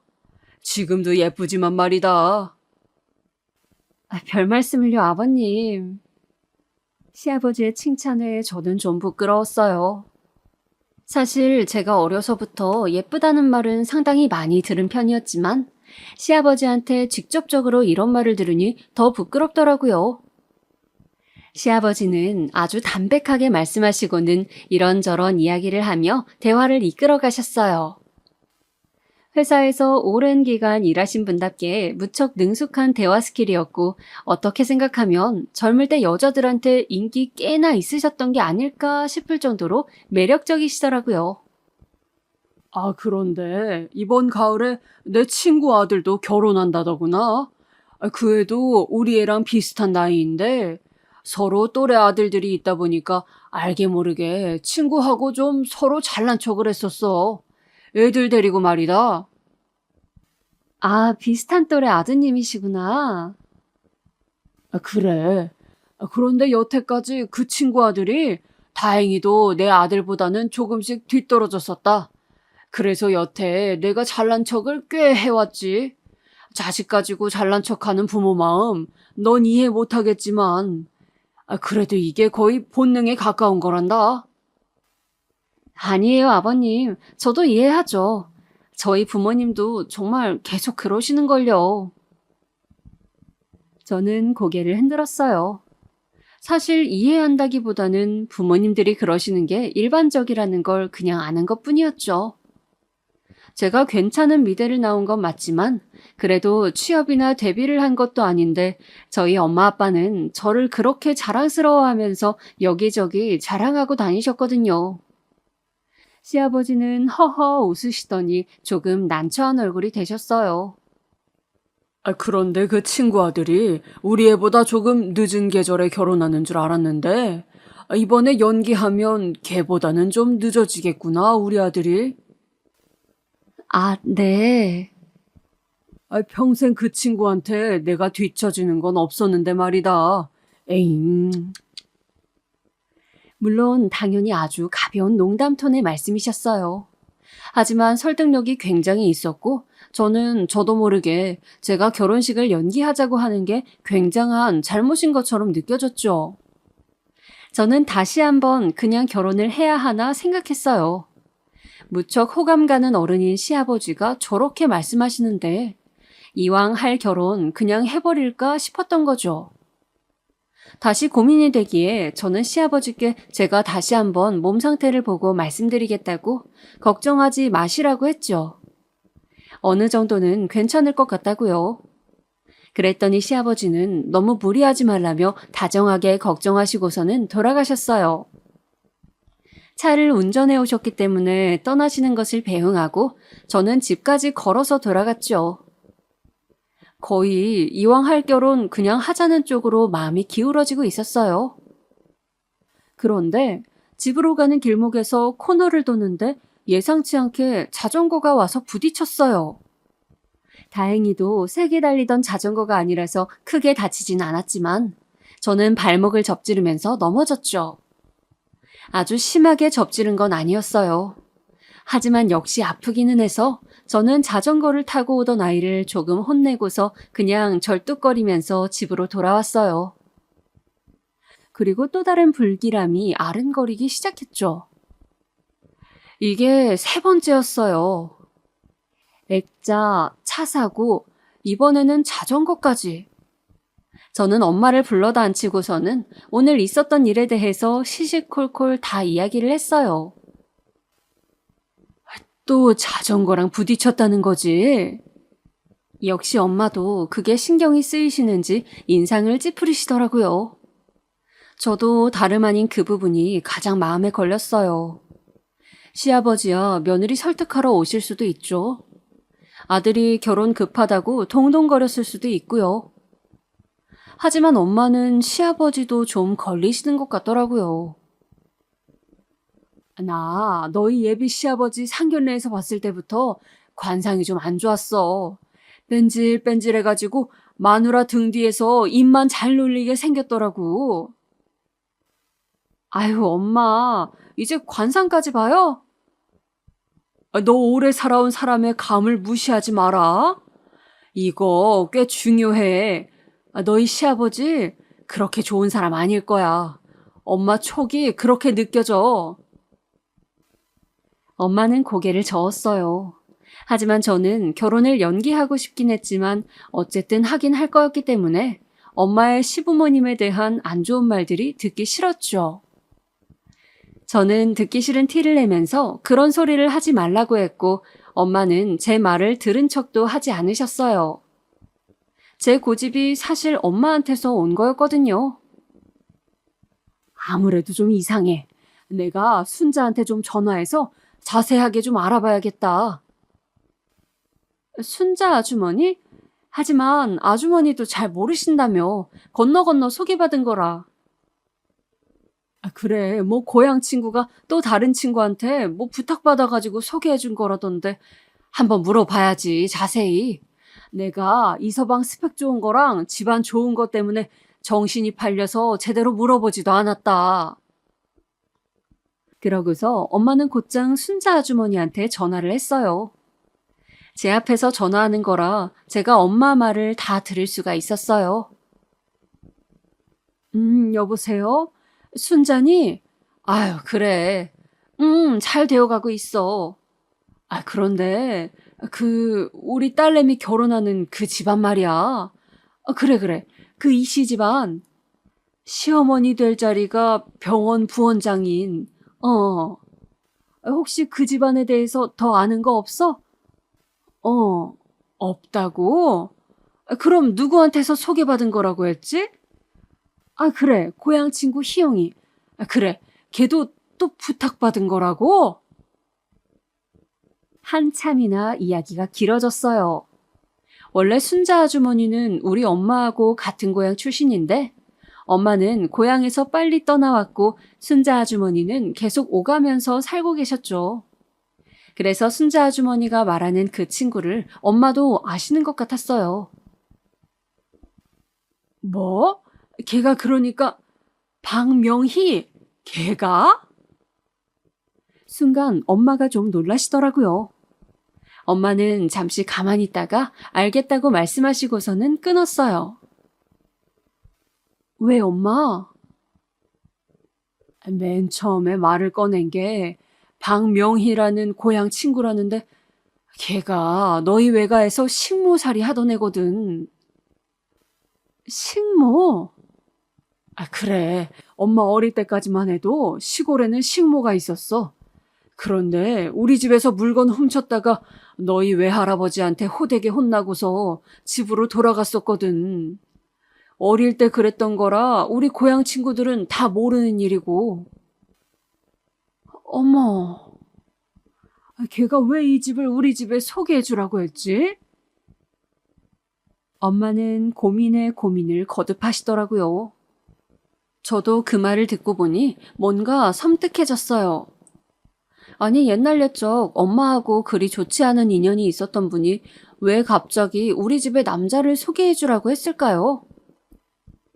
엄마는 다시 순자 아주머니한테 전화를 하고 고향 친구들에게 전부 전화를 돌리면서 그 박명이라는 분에 대해서 알아보기 시작했어요. 엄마는 옛날 수첩까지 다 꺼내다 놓고 정말 몇십 년 만에 연락하는 친구들한테까지 전화를 했죠. 그러다가 어떤 친구분하고 통화하는데 드디어 실마리를 잡았다고 하시더라고요. 엄마가 말씀해주신 통화 내용이 이랬어요. 예, 너 혹시 명희 기억하니? 박명희. 알지. 걔 우리 동네 빌라 반지하에 사는데. 어머, 그래? 지금 걔 어떻게 사니? 여기저기 파출 보러 다녔었는데, 뭐 중매 일도 하는지 이상한 자리 가져와서 여기저기 고양이들한테 선보라고 들이대고 다니는 모양이더라. 이상한 자리? 나한테도 결혼 정력이 아들 딸 없냐고 하고, 뭐 좀 곤란한 자리들 가져와서 들이대나 봐. 집은 잘 사는데 뭐 하자 있는 사람들 있잖니? 지능 좀 떨어지거나 자폐하라거나. 그래? 그렇구나. 혹시 최근에 뭐 그런 집자리 들이민 건 없었어? 왜 없겠니? 우리 집에 아직 대학도 졸업 안 한 딸이 있거든. 둘째인데 얘가 좀 이뻐. 그랬더니 무슨 변호사 사위 볼 생각 없냐는 거야. 그런데 이쪽 고향 친구들 사이에서는 소문이 짜하게 났었거든. 걔가 들이미는 자리들 다 하자 있다고. 그래서 대체 무슨 소리냐고, 그 집은 또 어떤 집이길래 그러냐고 막 내가 쪼아댔어. 그랬더니 내가 솔직하게 말해주면 결혼 생각해보겠다고 했더니 결국은 박명희 걔가 술술 불더라고. 집안은 진짜 좋다면서 엄마가 무슨 병원장이라나 부원장이라나? 그런데 걔네 아빠가 아주 폭탄이라더라, 폭탄. 폭탄? 무슨 사기 전과가 3개인가 되고 횡령에 뭐 혼인빙자 간음에 무슨 동물학대니 별거 다 있었어. 전과가 10손가락으로 셀 수도 없다더라. 그 집 엄마가 아들 결혼할 때까지만 그 아버지하고 살고 그 이후에는 이혼해버린다고 벼르고 있나 봐. 그 아버지도 그 의사 엄마하고 허구한 날 싸워서 제발 이혼하자고 난리인 상태고, 아들이 결혼하고 이혼하면서 유산 물려주고 그 엄마는 미국 가버릴 건가 봐. 세상에. 그래, 그런 자리를 들이밀더라. 얘, 너도 조심해. 넌 그래도 지금 서울 간 지 워낙 오래되어서 명의가 잘 모르겠지만 언젠가 너한테도 낚시 들어갈 수 있어. 그래, 그래. 걱정해줘서 고마워. 엄마는 그렇게 전화를 끊고서 절 붙들고 손을 부들부들 떠셨어요. 저도 마찬가지였죠. 저는 빨리 결혼하자던 그 남자친구의 냉담하고 귀찮다는 듯한 얼굴이 떠올라서 그제야 남자친구의 본성을 이해할 수 있었어요. 그러니까 다정하고 배려심 깊었던 초반의 그 얼굴이 완벽하게 가짜였던 거였어요. 엄마는 하마터면 본인의 인간관계 때문에 저를 정말 인간 말종 집안에 넘길 뻔했다는 사실에 머리카락이 쭈뼛 서셨다고 해요. 저는 엄마하고 붙들고 결혼하기 전에 이런 상황을 알게 되어서 천만다행이라고 생각했죠. 그제서야 예비 시아버지가 그렇게나 말도 잘하고 설득력 있게 사람을 꼬여낼 수 있는 이유를 알겠더라고요. 온갖 사기에 혼인빙자 간음에 아주 그 방면으로 해볼 건 다 해본 양반이었으니까요. 저희가 너무 황망해서 어쩔 줄을 모르고 있을 무렵 오빠가 미국에서 돌아왔어요. 저 결혼 얼마 남지 않은 시기에 일부러 맞춰서 왔다고 하더라고요. 한국에서 좀 쉬기도 하고 제 결혼도 보고 다시 나가려고요. 그런데 저랑 엄마가 그간 있었던 일을 오빠한테 매달려서 말하니까 오빠가 자세히 남자친구에 대해 물어봤어요. 제가 이런저런 일들을 막 두서없이 말하니까 오빠가 그러더라고요. 사이코패스까진 아니어도 공감 능력이 많이 부족한 사람인데? 너 그 사람하고 절대 결혼하면 안 된다? 결혼 안 되지. 못하지. 솔직히 너 약간 미련 있지? 다 그만둬. 가만 들어보니까 네 남자친구 그 아버지 성향 그대로 물려받았나 보다. 지금이야 로펌 소속 변호사니까 얌전하지만 나중에 무슨 큰 범죄에 가담할지 모르는 사람이야. 오빠는 정신과 의사라기보다는 제 윗사람다운 태도로 충고했어요. 사실 오빠의 말대로 저는 정말 마지막 미련이 약간 남아있었거든요. 하자가 있는 것은 시아버지와 집안 쪽이니까. 남자친구는 그냥 그 집안에서 태어난 죄밖에 없는 거니까 괜찮지 않을까. 대형 로펌 변호사를 내가 또 어떻게 만나나? 그리고 남자친구가 처음에 보여줬던 그 다정함과 배려가 사실 그 사람의 진짜 일면일 수도 있지 않나. 그런 생각들로 머리가 복잡했어요. 저는 오빠의 그 말을 듣고서 그제야 이 결혼 진짜 하면 안 되겠구나 라는 생각이 들더라고요. 사실 시아버지의 그 범죄자 성향이 유전을 통해 물려지지 않았으리라는 보장이 없잖아요. 게다가 그동안 남자친구가 보여줬던 모습들도 충분히 불안했고요. 제 인생을 그렇게 불확실한 것에 걸 수는 없었어요. 저는 큰 마음을 먹고서 남자친구한테 직접 파혼을 말해보려고 했어요. 하지만 엄마가 극구 반대를 하시고 아빠를 찔러서 아빠한테 직접 저쪽 시아버지한테 말하라고 했죠. 어리고 여자인 제가 말하면 남자친구가 무슨 반응을 할지 모른다면서요. 아빠는 저를 데리고 나가서 시아버지에게 남자친구와 함께 잠시 나와주실 수 있냐고 전화로 청했어요. 아빠는 원래 말이 없고 과묵한 편이셨지만 할 말은 확실하게 하시는 편이었죠. 하지만 남자친구는 워낙 바빠서 시아버지와 함께 나오지는 못했어요. 죄송합니다만 저희 결혼은 없던 일로 해야겠습니다. 예? 그래도 가장들끼리 말씀드리는 게 나을 것 같아서 제가 직접 말씀드리는 겁니다. 딸아이가 같이 나와서 죄송하다고 인사하고 싶다 하여 같이 나온 것이고요. 순간 시아버지가 깜짝 놀라더라고요. 그리고 그 다음 순간 낭패와 더불어 그럴 줄 알았다는 듯한 표정이 스쳐 지나갔어요. 저는 제가 예민한가 싶었지만 시아버지를 의심할 수밖에 없는 상황이었죠. 왜인지 여쭤봐도 괜찮겠습니까? 집안 문제입니다. 저희 아빠는 간단하게만 대답하셨어요. 그 말은 해석의 여지가 참 많았죠. 언뜻 저희 집안 문제 때문이라는 말로도 들렸고 당신네 집안 문제라는 말로도 들렸어요. 시아버지는 그게 무슨 뜻인지 한참 생각했지만 찔리는 게 있는지 더 이상 묻진 않았어요. 대신 시아버지는 피식 웃더라고요. 예상외로 포기가 빠른 건가 싶었지만 시아버지는 도리어 비웃는 태도였어요. 아유, 또 파혼이네. 시아버지는 커피를 대충 마시고서 잔을 소리나게 내려놨어요. 이거 벌써 세 번째 파혼인 거 아셔? 이번에는 좀 성공하나 했더니만. 죄송하게 됐습니다. 별로 안 죄송하신 것 같은데. 그러네요. 안 죄송합니다. 저희 아빠도 말수가 없다 뿐이지 그리 녹록한 분은 아니시거든요. 시아버지는 어처구니가 없다는 듯이 웃다가 그냥 나가버렸어요. 저를 희생양으로 삼으려 했는데 그게 실패해버렸으니 더 미련도 없다는 듯한 투였죠. 그리고 다음날 밤늦게 갑자기 남자친구한테서 전화가 왔어요. 집 앞으로 나오라는 말을 하고서는 일방적으로 끊어버리더라고요. 저는 겁이 났지만 그래도 제가 직접 해결해야 하는 일이니까 용기를 내서 내려갔어요. 오빠가 같이 내려가 주겠다고 했지만 거절하기도 했죠. 남자친구는 술이라도 마셨는지 술 냄새도 풍기고 무서운 얼굴을 하고 있더군요. 일방적으로 파혼하는 게 맞는 거야, 이렇게? 아버님 전과가 화려하시던데요. 남자친구는 이를 갈았지만 곧 벌컥 화를 내며 소리를 질렀어요.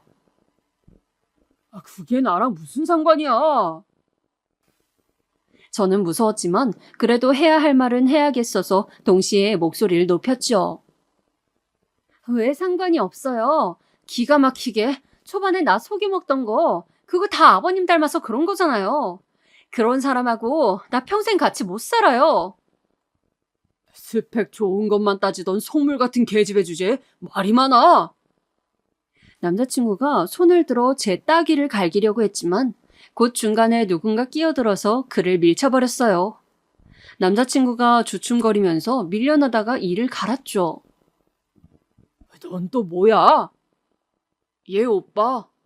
오빠가 뒤에 따라 나와서 저를 지켜보고 있다가 끼어든 거였어요.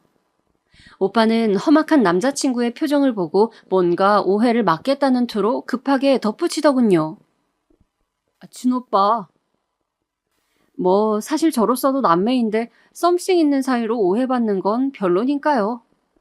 저는 그보다 절 때리려고 했던 전 남자친구의 행동에 충격을 받았어요. 나 때리려고 했네요. 네가 말을 안 들으니까. 이제 진짜 끝이에요. 너 꺼져요. 남자친구는 앞에 오빠 때문에 달려들지도 못하고 씩씩대기만 하다가 돌아서서 가버리더군요. 저는 오빠하고 같이 아파트로 올라와서 방에 처박혀서 한참을 울었어요.